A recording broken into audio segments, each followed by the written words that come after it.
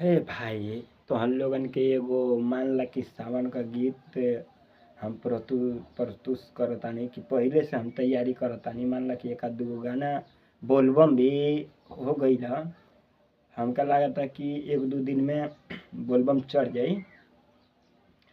तो आप लोगन से ई बात के रिक्वेस्ट बा कि वो गाना गावे जातानी, गाना का सहमति बना के ओके पूरा सुना जा। भोले बाबा पूछे चिरैया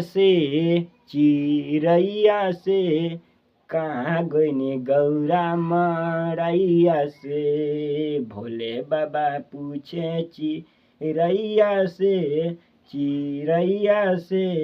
कहाँ गइनी गौरा मरैया से। भोले बाबा पूछे चिरैया से कहाँ गइनी गौरा मरैया से।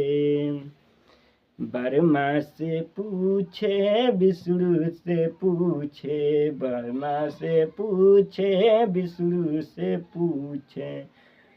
पूछे न लक्ष्मी मैया से, पूछे न लक्ष्मी मैया से।